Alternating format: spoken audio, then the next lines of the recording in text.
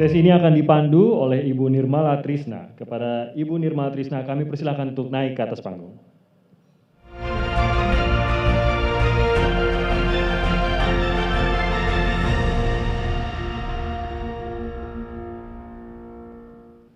Selamat pagi hadirin yang terhormat, baik yang hadir secara fisik di sini dan juga yang hadir secara virtual.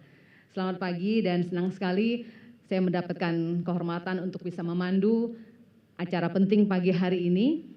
Dan topik Fintech Visionary Talk pagi ini terkait upaya mencapai keuangan inklusif. Bagaimana peranan pengembangan inovasi dari sektor jasa keuangan digital dalam mendukung usaha mikro, kecil, dan menengah. Dan di sesi ini sudah bersiap-siap, ada 3 narasumber yang sangat penting yang akan memaparkan bagaimana rencana-rencananya ke depan. Seperti kita sebut tadi, Visionary Talk. Narasumbernya antara lain dari Kementerian Keuangan, dari Bank Indonesia, dan dari Otoritas Jasa Keuangan. Izinkan saya untuk mengenalkan dan juga memanggil beliau-beliau yang akan menjadi narasumber di Fintech Visionary Talk 2. Yang pertama adalah yang hadir secara virtual, Wakil Menteri Keuangan Bapak Suhasil Nazara. Kemudian narasumber kita yang kedua, Deputi Gubernur Senior Bank Indonesia, Ibu Destri Damayanti. Dan pembicara ketiga, Wakil Ketua Dewan Komisioner OJK, Ibu Nur Haida.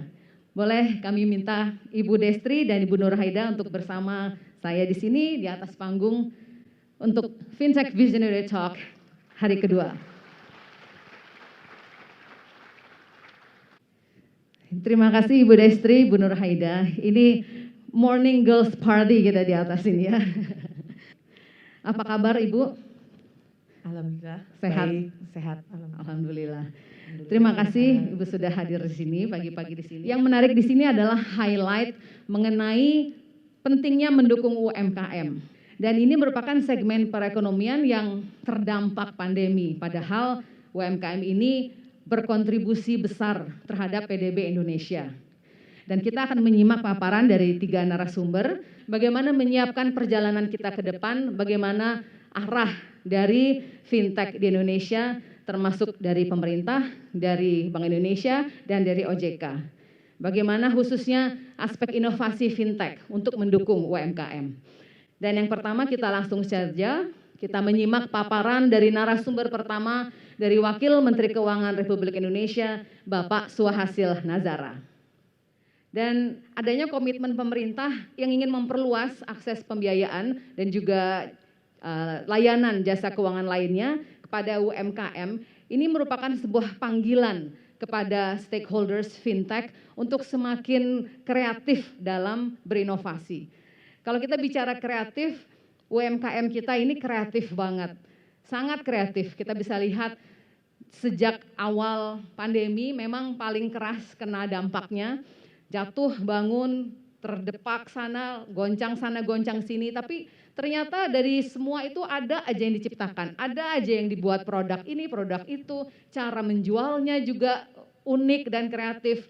Kita melihat terutama 18 bulan terakhir ini atau setahun terakhir ini, kita melihat resiliensi dari UMKM dan itu juga kita lihat walaupun kita dipaksa atau terpaksa diam di rumah saja, tapi berkat teknologi dan informasi, roda perekonomian kita tetap berjalan. Bahwa harus melek digital nih, harus ngerti online gitu kalau orang bilangnya.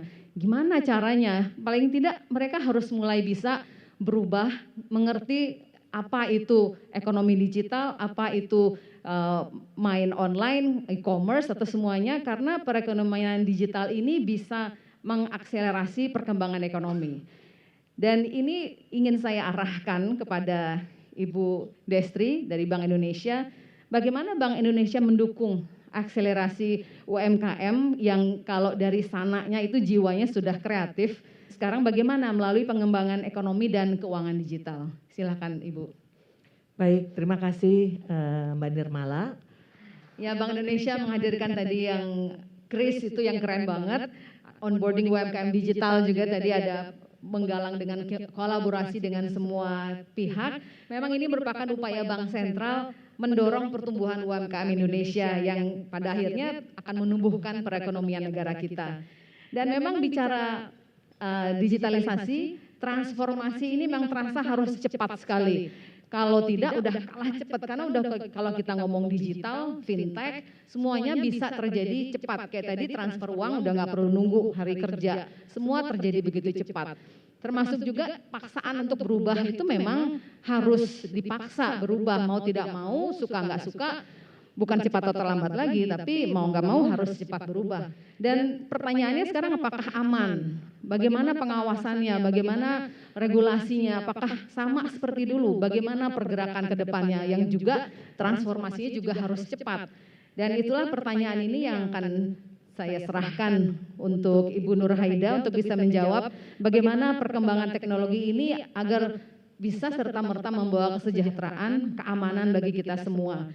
Mau dibawa kemana nih kita fintech Indonesia ini oleh OJK? Silahkan Ibu.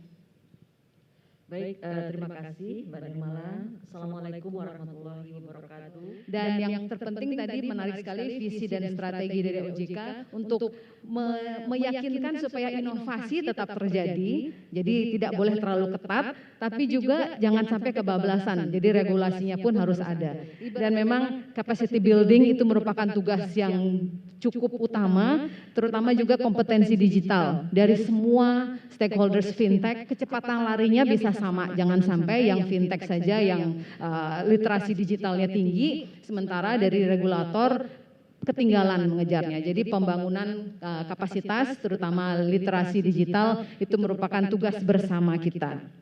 Tidak terasa kita sudah di penghujung Fintech Visionary Talk di pagi hari ini, di hari Minggu pagi di Bali. Senang sekali sebenarnya harusnya Minggu ada di pantai ya Bu ya. Sekarang masih ada di sini membicarakan hal penting ini yang membawa kebaikan bagi semua segmen, terutama UMKM yang merupakan pilar penting perekonomian negara kita. Kalau tadi judul kita di sini kan The Pursuit of Inclusiveness. Mirip dengan judul film The Pursuit of Happiness. Kita semua setuju bahwa financial inclusion, keuangan inklusif akan membawa perbaikan ekonomi dan akhirnya akan membawa kesejahteraan. Jadi financial inclusion will lead to our happiness. Perjalanan kita masih panjang, but definitely together we can recover together, recover stronger. Kita beri aplaus kepada 3 narasumber kita. Terima kasih banyak, selamat pagi.